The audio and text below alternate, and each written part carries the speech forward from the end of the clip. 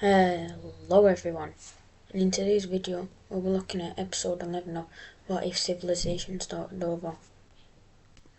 In the last episode we saw the plague break out, and the plague lasted 23 years, saw a lot of countries suffer, like the yellow team suffered, Ukraine did, and a lot of countries, but the plague is over.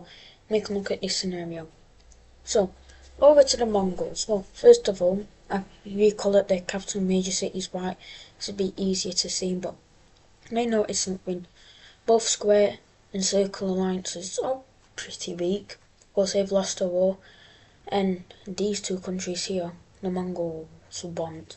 So the Mongols seen that if they declare war on Turkmenistan and the Grey Team, their square and circle alliance maybe wouldn't intervene.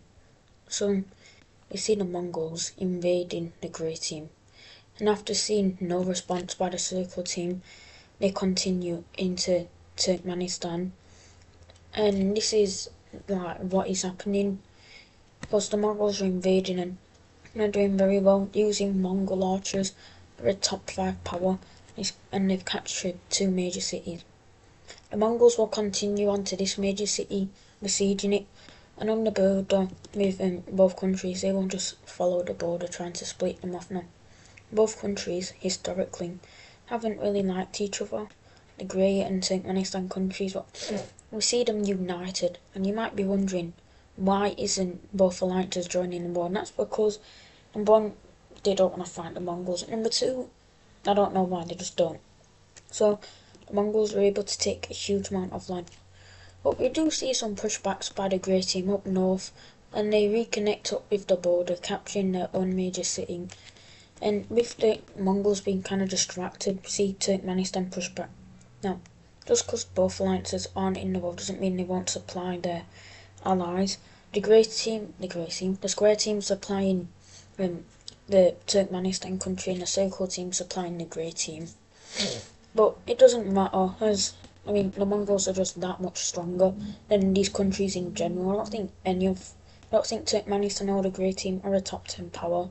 In fact, they're not. So, we see the Mongols just breeze through. These countries, of course, aren't strong, but they'll put up a fair bit of resistance. But over here, there's like nothing. So, the Mongols connect up with this lake and besiege this major city here, capturing all the lake and taking this whole city. And over in Turkmenistan, we see this major city be taken, and we see the Mongols invent a new war strategy, which is just going for major cities.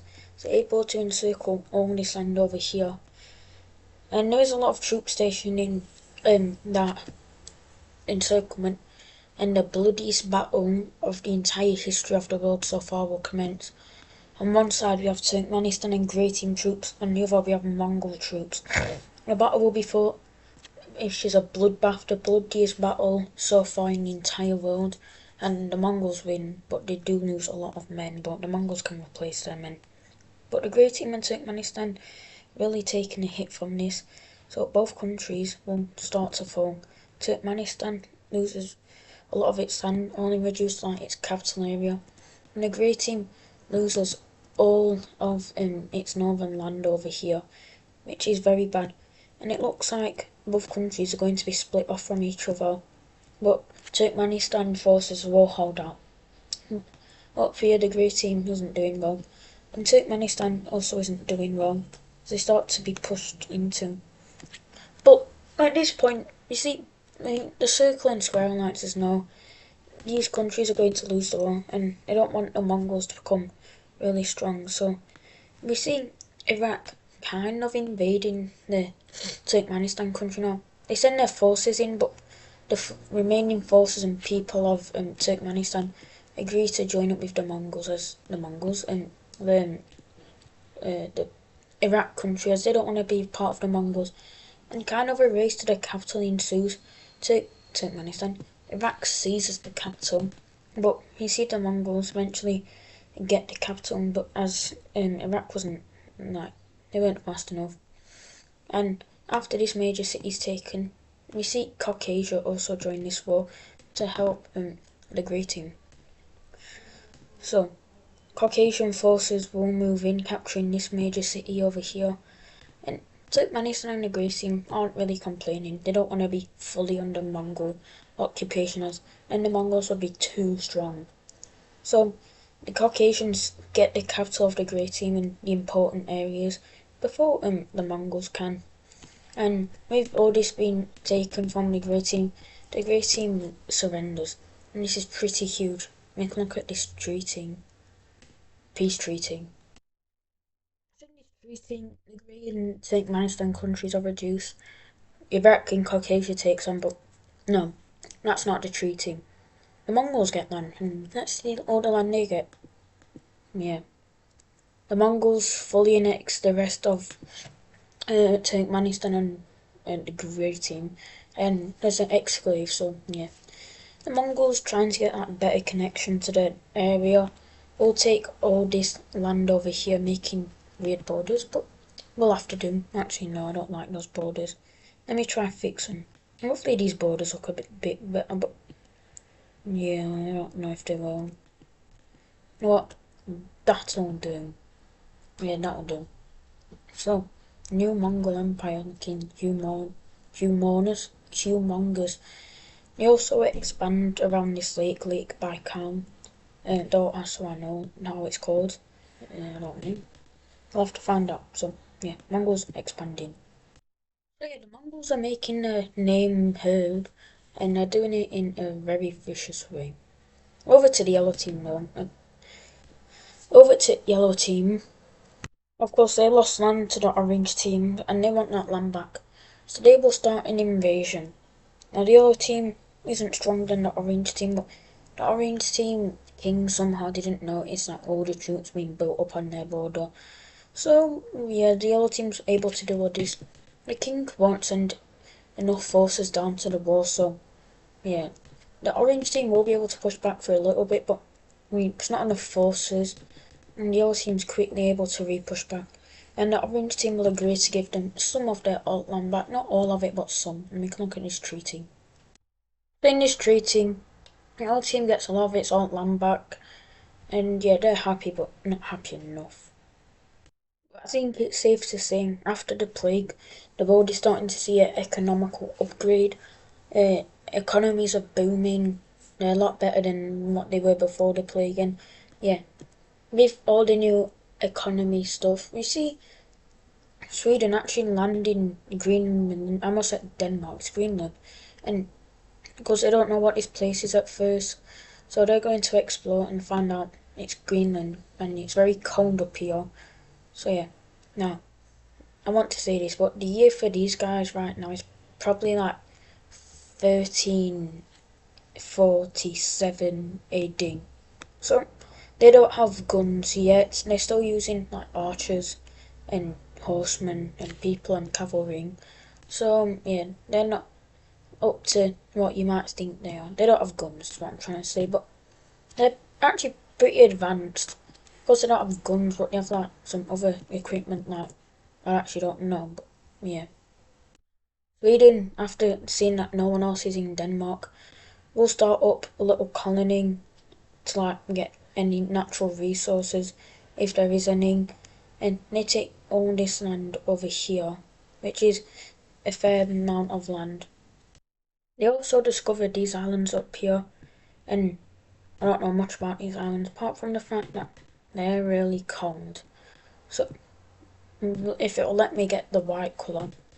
So Sweden discovers all these islands, which is, I mean, in real life these islands weren't discovered until like the 19th century, I think, but Sweden's able to explore them and starts up a little like trade area. I mean, not trade, but a little settlement.